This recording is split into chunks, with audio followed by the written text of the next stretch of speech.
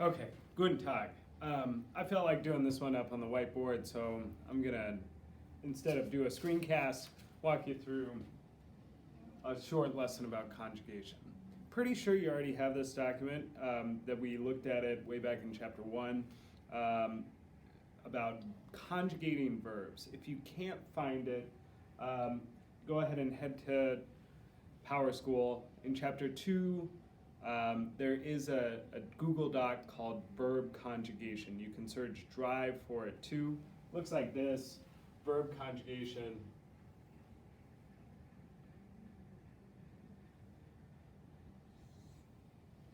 Yeah, and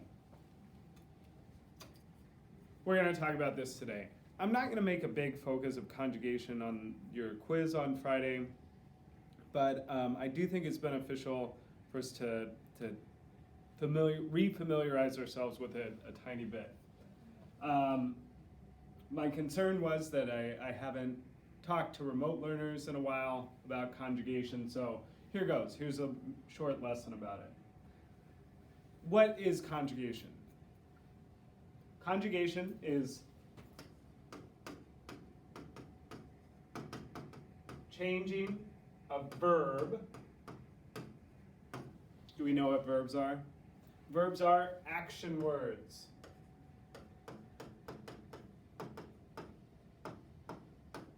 Run, jump, swim, play. It's super important to know when a word is a verb or a noun as we're learning German, because they sort of have different ways that they act. But changing a verb depending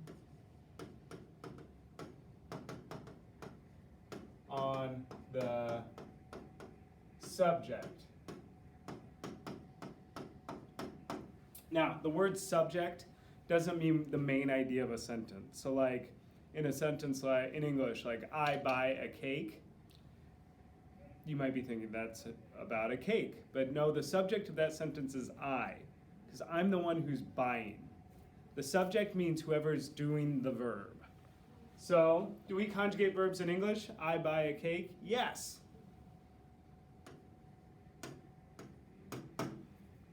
How do we conjugate buy any differently? We might say he buys a cake.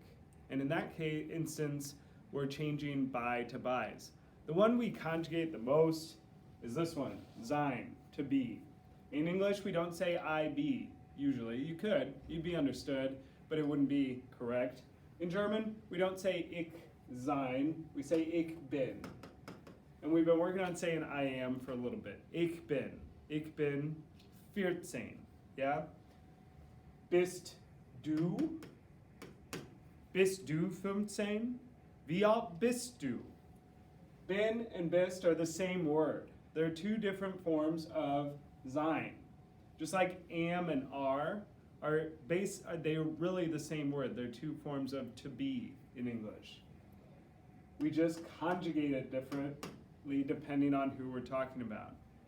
Ist 15? Ja, ist 15. These three we're going to be using the most. But we also have sind, seid, and sind. Okay?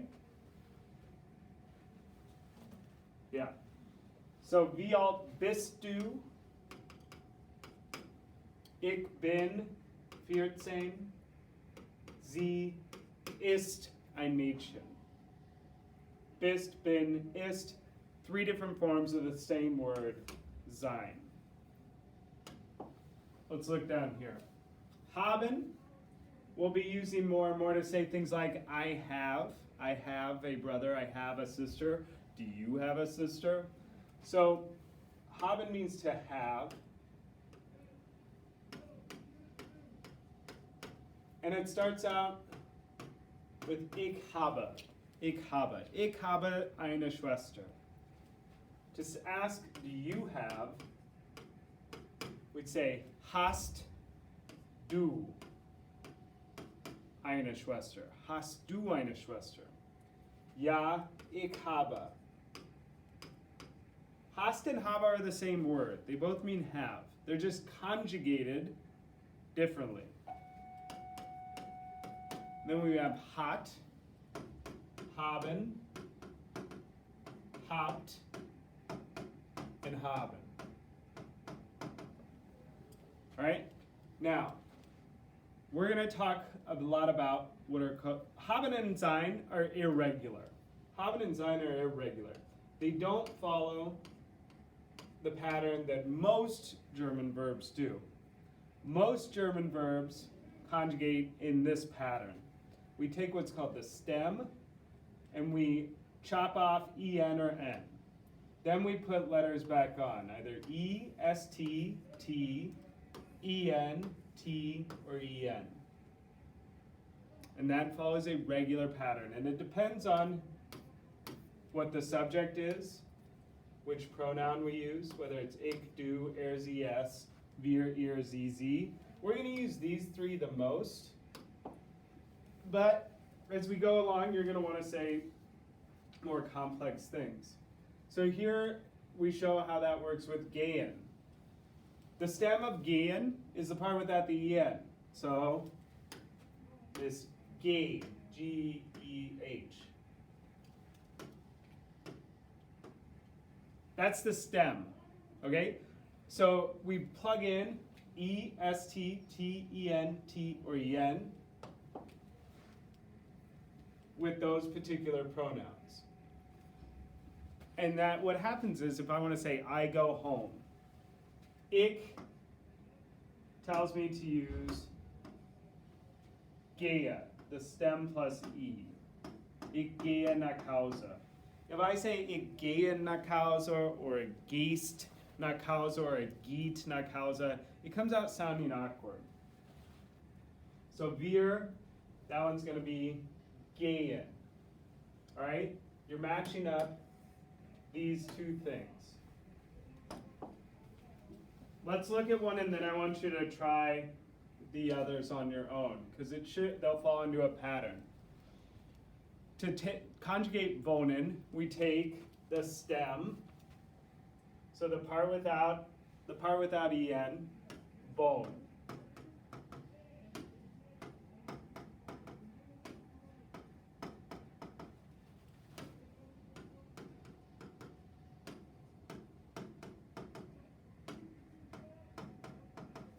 And we add those letters on.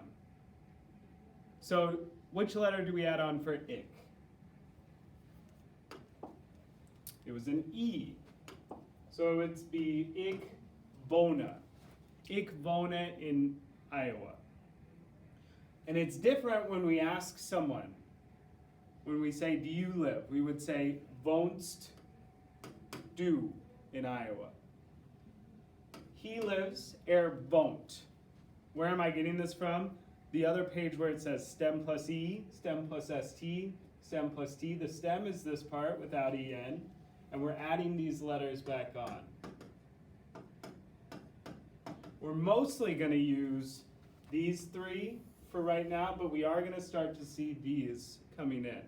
And the way you can tell which one to use is to look for these words, or if you see somebody's name like Dieter or Julia, that's going to be he or she, and you'd use that one. This is called conjugation. And it's changing a word depending on the subject of the sentence. I'll be talking more and more about this as we go forward, but wanted to give you this brief lesson. I'd like you to try the other three verbs, kommen, kennen, and heißen, and see if you can do it following the same pattern. Okay? Dankeschön.